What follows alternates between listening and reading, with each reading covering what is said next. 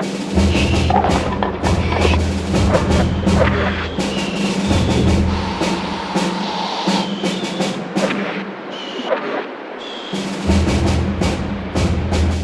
everyone, it's the Lambda Fortress team from Coaction, back to give you some updates on what we've been working on. Make sure to wishlist and follow us on Steam if you haven't already. And with that out of the way, let's get right into it.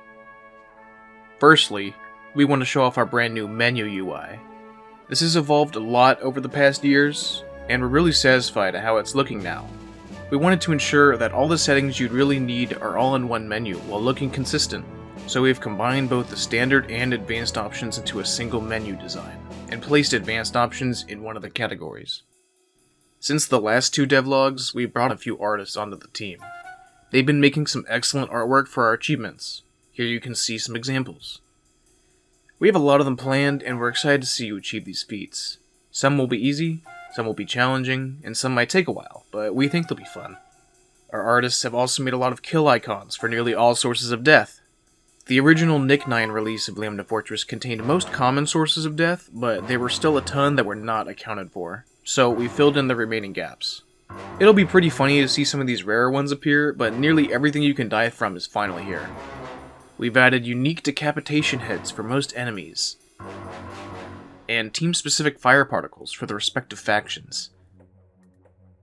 Sapping NPCs looks a lot nicer now, as they've all been given unique sap replacements. Some of the NPCs even react differently when sapped, such as manhacks going crazy, and roller mines going into their self-destruct sequence.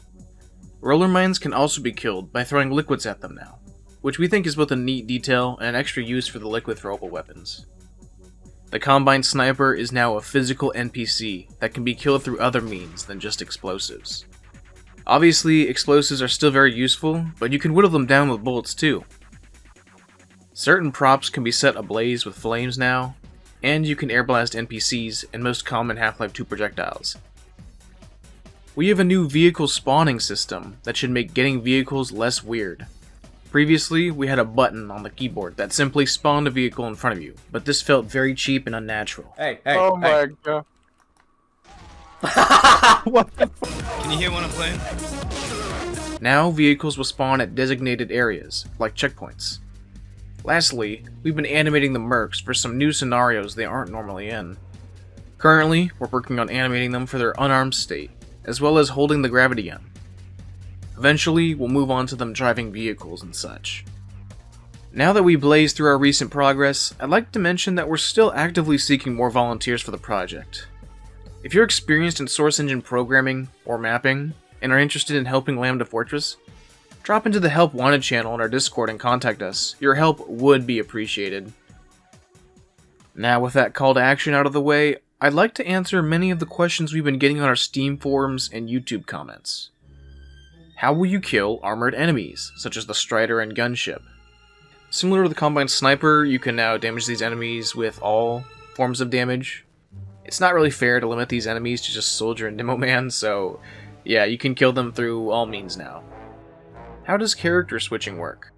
Apart from dying, there is a small time to switch classes at the start of a level and when you reach checkpoints that appears on your HUD.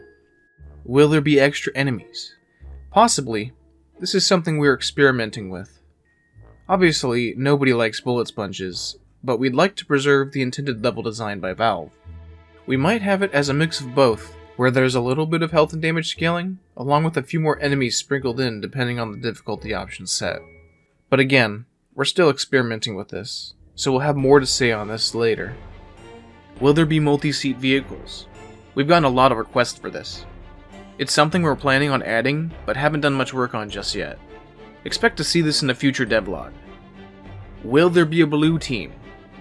No, there won't. While it'd be fun, we feel staying red helps contrast very well against the blue of the world, especially in Combine environments. But we might add it as an option for custom campaigns. Will there be versus mode?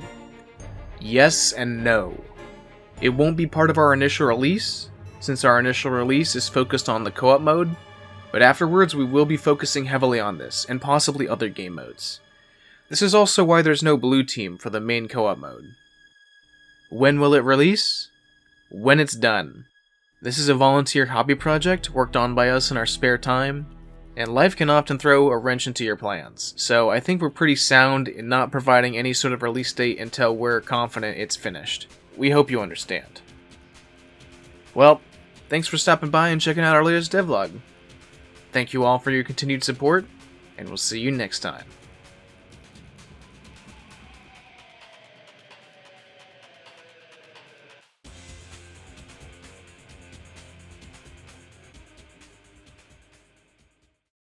Show action.